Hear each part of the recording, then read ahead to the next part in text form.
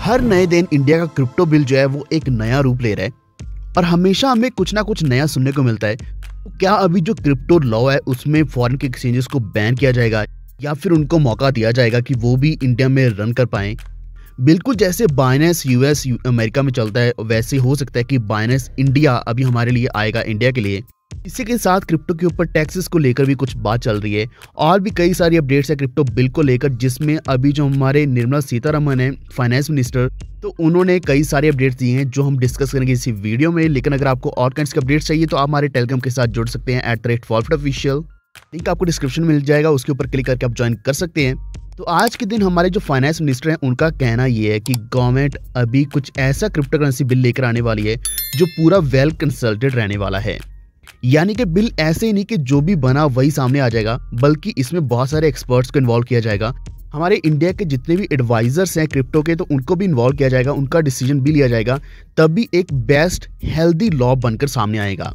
Hindustan times का leadership summit 2021 हुआ था, उसमें मिनिस्टर हमारे जो है उन्होंने ये बताया कि अनरेगुलेटेड स्पेकुलेशन चल रही है क्रिप्टो को लेकर, तो ये क्रिप्टो स्पेस अभी बहुत ज़्यादा अनहेल्दी है। इसी के साथ जो minister of state for finance Pankaj Chaudhary हैं, तो उनका कहना भी यही है कि क्रिप्टो करेंसीज अनरेगुलेटेड हैं। यही कारण है कि अभी आरबीआई और सेबी इस चीज़ को ओवरटेक करने वाला है और वो अपनी स्ट्रिक्ट लॉस क्रिएट कर रहा है। टैक्सेस के बारे में बात करने से पहले अभी हम डिस्कस कर लेते हैं कि एक्चुअल में जो फॉरेन के एक्सचेंजेस है, जैसे कि हम बाइनेंस यूज़ कर रहे हैं, हॉबी ग्लोबल यूज़ कर रहे हैं, तो बहुत सारी ऐसी एक्सचेंजेस हैं जिनका सर्वर बहुत अच्छा है, जिनके ऊपर कई सारे कॉइन्स अवेलेबल रहते हैं, जिनके ऊपर आप फ्यूचर ट्रेडिंग कर पाते हैं बहुत आसानी से, और इसी के साथ और भी कई सारे ऑप्शंस रहते हैं ताकि आप एक पैसिव इनकम भी कमा पाओ। तो ये सब कुछ हमें फॉरेन के एक्सचेंजेस के ऊपर अभी मिल रहा है। क्या फॉरेन एक्सचेंजेस को इंडिया में अलाउ किया जाएगा? नहीं, क्योंकि बहुत से हमारे एसेट्स जो हैं वो फॉरेन एक्सचेंजेस के ऊपर ही रहते हैं। का सबसे बड़ा कारण ये है कि अगर हम इंडियन एक्सचेंजेस की बात करें तो वहाँ हमारे एसेट्स अनसेफ रहते हैं, वहाँ हमारे लिमिट ऑर्डर्स भी एग्जीक्यूट नहीं होते, जिसकी वजह से हमारा बहुत ज़्यादा लॉस होता है जब भी मार्केट पंप होती है या फिर एक बुरा डंप आता है।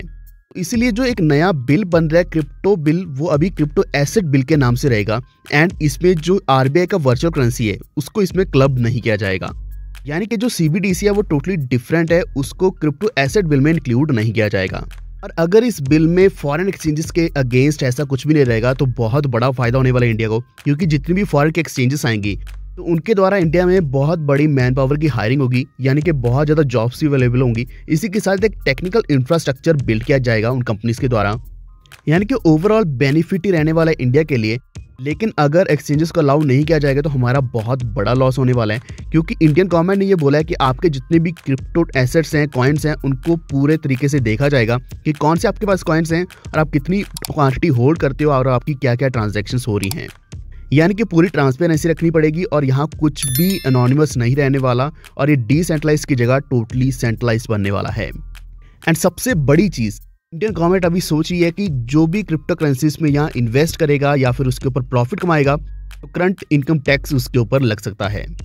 तो ये टैक्स तब भी लगने वाला है अगर आपकी क्रिप्टो करेंसी की इनकम और इन्वेस्टमेंट्स इंडिया में है या फिर बाहर हैं।